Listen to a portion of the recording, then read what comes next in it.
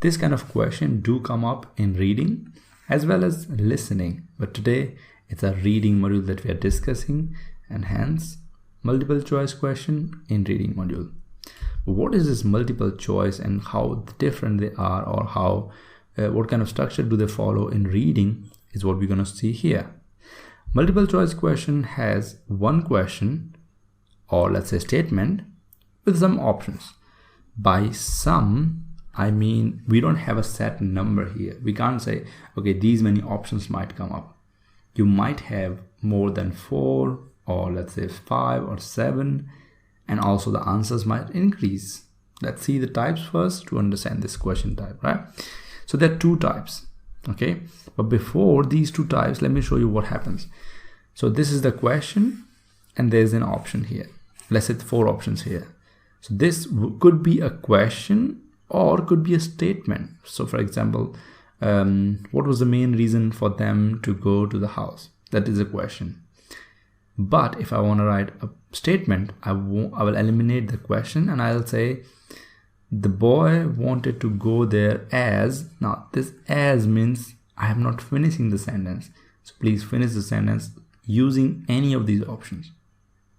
You got it? So sometimes it might be a question or it might be a statement. You have to read it and you have to understand it. Anyway, we'll see examples. So type 1 is when we have 4 options and 1 answer. This is the first type. This is how it looks. This is the first question or statement. In this case, we have a statement. In paragraph 1, the writer suggests that companies could consider this thing. Now here we have 4 options, as I said, 1 statement. This is type 1. Okay. Next one is when we have 4 plus options and 1 plus answer. That means at least 2 answers or more, at least 5 options or more. So it could be 7 options as we can see in this example, and we need 2 answers. Right. Here for this example we have a question. Which 2 advantages are maintained by the writer of the text? Now you have to look for the 2 advantages. Okay, I hope I'm clear about this. What are these options? What are these types? And the tips or the pointers for these kind of questions are similar. There's no much difference. It's just we have more answers to provide. And yes, because you are answering 2 questions at the same time, you'll get 2 points if you get both of them correct. Now, what if I get 1 correct in this case? Then yes, you get 1 point. Right. What if the sequence I write is different? Still it is correct. So for an example, answer is C and E, and I write in exam E and C, then it is still fine. So let's say 21st question is, and 22nd question is also this one, then I can write as C, E or C, or C or E depending on what you find first. So no need to worry about the sequence of the answer if they're asking for 2 or 3 options. And yes, if you mess up with the first answer, let's say instead of E you write B, and next answer you write correctly, you get the score. You get the mark for that one particular answer. Correctly, there's no negative marking in this kind of question. I hope you understand the scoring in MCQs, that is multiple choice questions or multiple choice statements, where we have more than 2 answers and many options, of course, like 5, 7. In this case, we have 7. Now let's see some true examples along with passage. Right. The first type, we'll see the first example. This is the first type, which we said question or statement and 4 options. And on the left, we have passage. Right.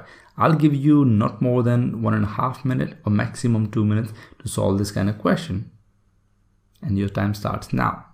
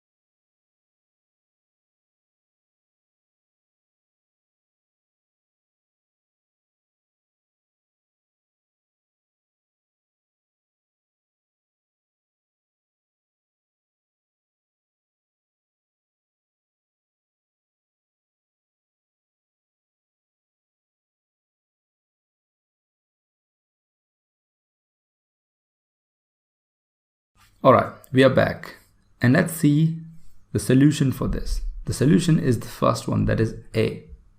Now, how did we find this answer? We'll see in later part, but this was the type 1. Now for the type 2, I've also set a question, which do you remember the type 2 now? Type 2 is we have to find more than one answer, that is 1 plus answer, and we have 4 plus options, could be 5 options, 7 options, any number. Okay, in this case we have taken the same question which we have taken earlier. We have a question here and we have to find 2 advantages, right? And we have to find answer for this question by finding 2 of these 7 options. We have 7, right? A, B, C, D, E, F, G. So your time starts again, and this time you'll also get 2 minutes. All right, good luck.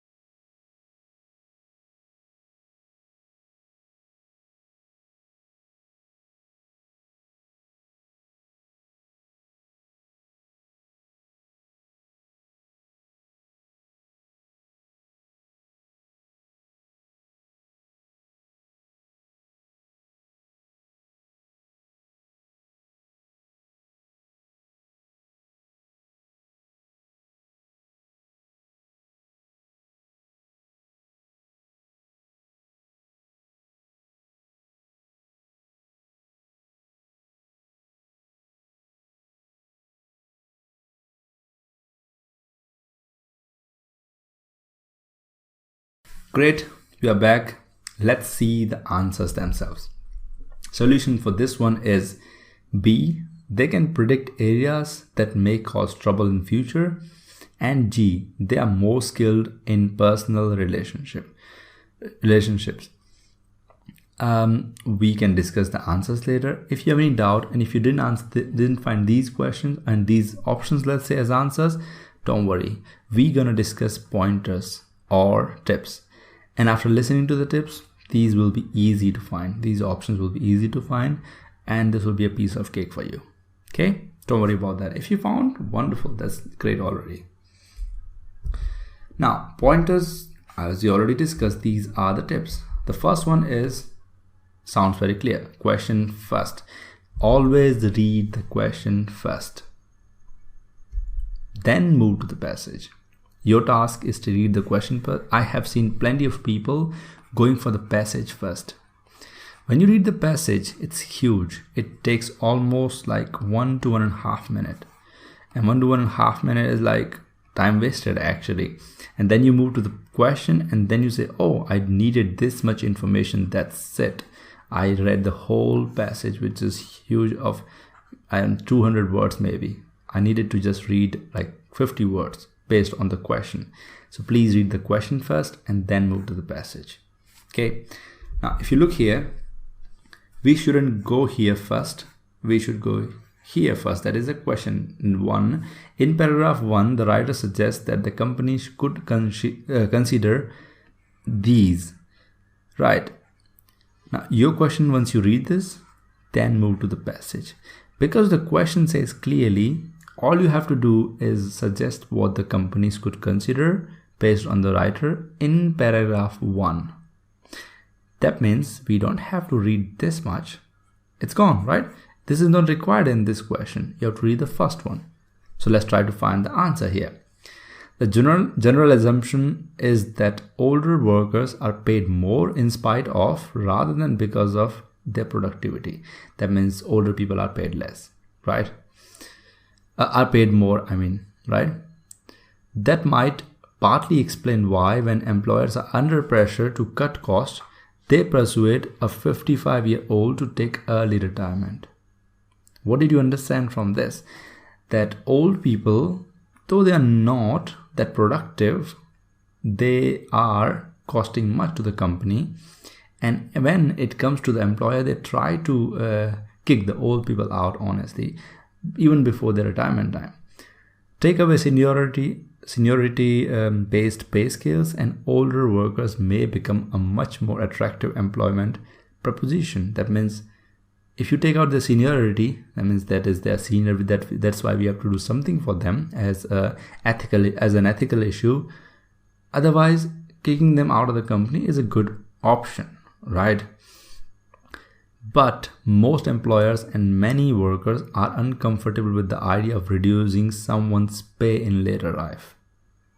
Although manual workers on piece rates often earn less as they get older. Right, that means manual workers are earning less when they get older, right? So retaining the service of older workers may mean employing them in different ways. Now look here, they're trying to say that here earlier, that if we look at the old people, they are not that productive, and employers could consider that if they remove the seniority, that is their seniors, we can't do anything.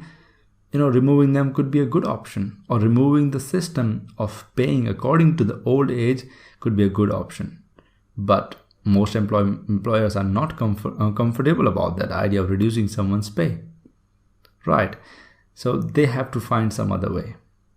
But you look at this whole passage, what is it talking about? They're talking about if they can remove the system of people being paid according to their age. And hence the answer A is correct. Abolishing pay schemes that are based on age. Others can be eliminated. We'll see later when we are eliminating. Yeah. So you understand, read the question. Automatically this we don't have to read because we understood only paragraph 1 is required. Okay. Next one is options. So first we already saw questions. Then we move to the passage. What about the options? We didn't look anything about options. Options, please never read them first. Never read the options first. Look here. Let me just remove other things and look at the question very carefully. We have a question here, right? And we have options here. You see which one looks lengthy, the question or the options? Of course, the options. Question is tiny, or the statement is tiny. Options are 4. If you attach all of them one after another, this is like almost 2 to 3 sentences. So why to, anyway, you're not going to remember this, right? Anyway, you're not going to remember all the options. So why to read them first? In fact, read the question. Based on the question, go to the passage. When you come back to the question to answer the question, you can look into the passage now, the options now. It's easy in this time to understand what they mean by this. Rather than you go to the question, read the options, this is like wasting another 30 to 40 seconds, which we don't have in reading. You remember, we have 40 questions in reading and we have 60 minutes in reading. In this time, we have to also transfer the answers to the answer sheet. Now, if we take, let's say, 5 minutes to transfer to the answer sheet, we are left with 55 minutes. Let's eliminate 2 minutes of somewhere resting in between because you're concentrating a lot. 53 minutes. 53 minutes and 40 questions. It's not more than 1.5 minutes. Or let's say 1 minute per question. And if you're wasting in reading options 30 seconds or 20 seconds, it's scary now to find the answer. You don't have much time. That's why some people who are not taking precautions like this, they are ending up having 7 questions left in the end. So I suggest never read the options first. Okay, I told you the reason, I showed you the consequences. Good. Next one, as I said, first we understood the options. Now we can eliminate when we come back. The obvious options can be eliminated. Eliminated means removed from our answer, obvious answers or the possible answers. Look here, we have a question here and we have options here. Avoiding, we already know A is the answer, but look how other options can be removed. We already discussed what is the passage about. Avoiding pay that is based on piece rates. We are not talking about avoiding pay based on piece rates. Piece rates came, the word piece rate came just here to talk about something else. We are not here working on avoiding that one. Eliminated. Increasing pay for older workers. No, we never worked on increasing pay. In fact, it was decreasing, right? Sometime. Equipping older workers with new skills. We are not equipping them. We are not providing them new skills. We are looking at them in a different way. That means we are employing them. We are looking at them in a different way because we don't want the seniority to work. We just want performance-based work. We are trying to remove that part of pay based on age. You see how elimination can help you find the real answer. Yes? Good. Now, last one is paraphrasing. See, you should expect a lot of paraphrasing in options. What is the meaning of paraphrasing? You won't find exactly the same words in your passage. So once you read the whole passage and you connect with the options, chances are you might not find the exact wordings. Of course, you have to understand that. What are they talking about? And that's where your information concising power comes in. Same goes for question. Of course, they're not going to provide you exact words of the question in the passage. You have to paraphrase it or understand it the concise way.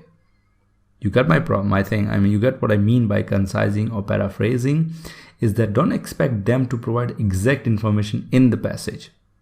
Okay, good. And I think that's the end of the chapter.